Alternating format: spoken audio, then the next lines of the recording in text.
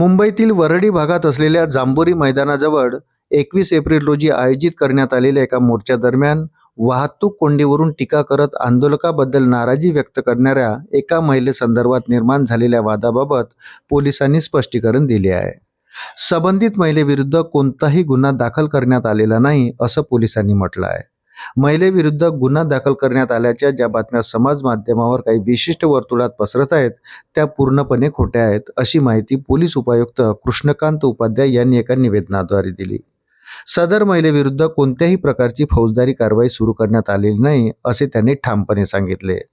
वरळीतील जांभोरी मैदानाजवळ 21 April रोजी भाजपच्या वतीने एक मोर्चा आयोजित करण्यात आला होता।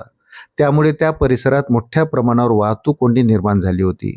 या कोंडीत अडकलेल्या एका महिलेने आपली नाराजी व्यक्त केली आणि मंत्री गिरीश महाजन, पोलीस तसेच आंदोलकांशी वाद घातला। महिलेने या सर्वांवर मोठ्याने ओरडत संतापही व्यक्त केला। त्यावेळी तिथे उपस्थित असलेल्या काही लोकांनी या घटनेचे व्हिडिओ चित्रित केले आणि ते समाज माध्यमावर प्रसारित केले। त्यानंतर या प्रकरणाची जोरदार चर्चा सुरू झाली।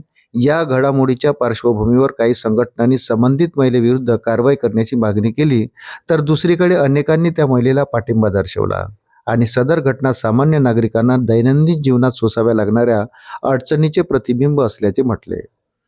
गिरीश महाजन यांनीही 2 दिवसापूर्वी प्रसारमाध्यमांशी संवाद साधताना संबंधित महिलेविरुद्ध कोणतीही कार्यवाही करू नये अशा स्पष्ट सूचना पोलिसांना दिल्या होत्या। त्यानंतर पोलिसांनी दिलेल्या ताज्या स्पष्टीकरणानंतर हा संपूर्ण वाद आता संपुष्टात येईल अशी अपेक्षा आहे। तथापि या घटनेमुळे पुन्हा एकदा हा प्रश्न उपस्थित झाला आहे की सामान्य जनतेला होणारा दैनंदिन त्रास आणि मोठ्या प्रमाणावर होणारी आंदोलने व मोर्चे यांचा समतोल कसा साधावा, जेणेकरून कायदा व सुव्यवस्था आणि नागरिकांची सोय या दोन्ही गोष्टी अबाधित राहील।